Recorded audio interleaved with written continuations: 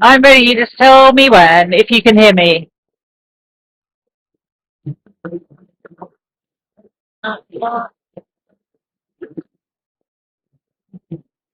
Yes, all good.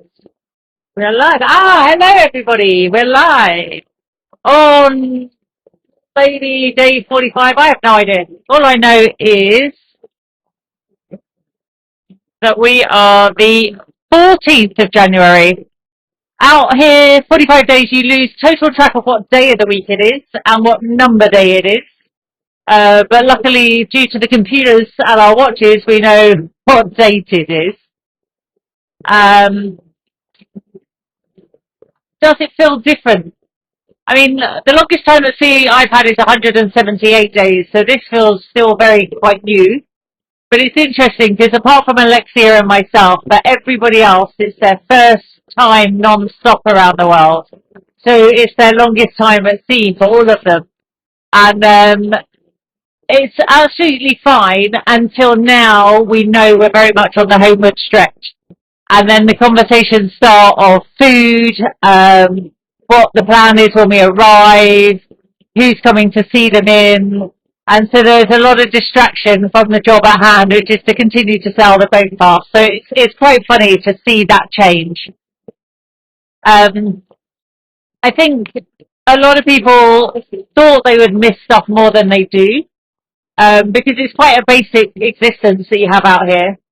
But it is the little things that they miss that they didn't think about, like running warm water and towels to shower with, like stationary beds and things like that.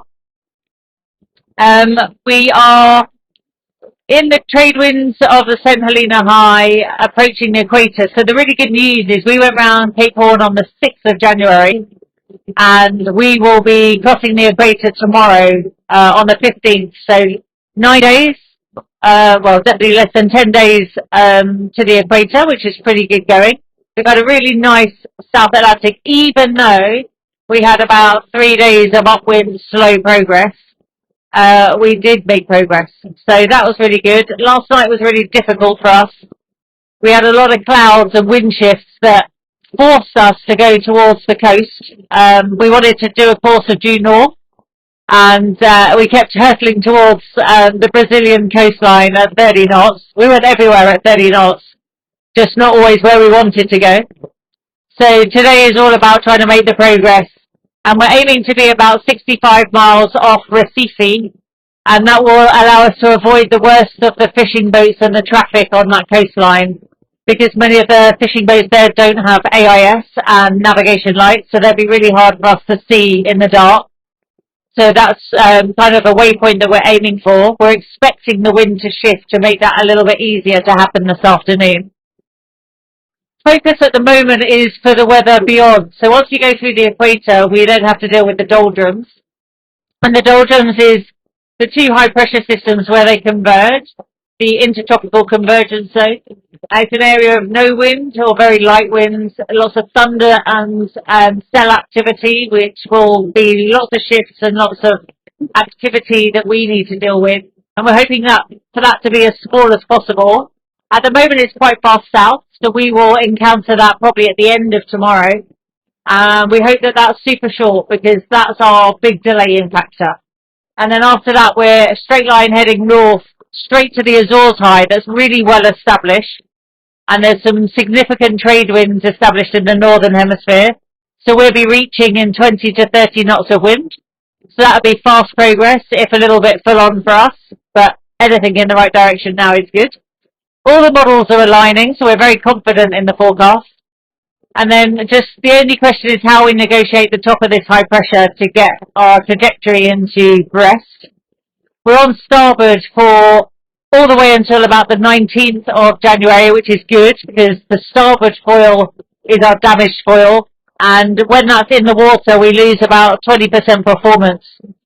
So luckily, the time on port is quite limited. And when we do have time on port, it's going to be super windy. So I'm hoping that will negate how bad it is when we have that shark attack foil in the water. So they're kind of our views. And now we just know that we're on countdown. So there's a new way of measuring our time at sea. The day that you're on doesn't count, and the finish day doesn't count. You only count the days in between. And psychologically, that's working for people. So whatever works, whatever keeps people motivated and happy, is good for me. But at the moment, we're just straight line sailing. We got the J1 and the full main, trying to go as fast as possible. Tomorrow, equator. Then we tackle the doldrums, and then we go fast north again. That's the plan, and hopefully it will all play out without too many surprises and without too many squalls. See you at the finish line probably. That'll be the last time I speak, because I think, well,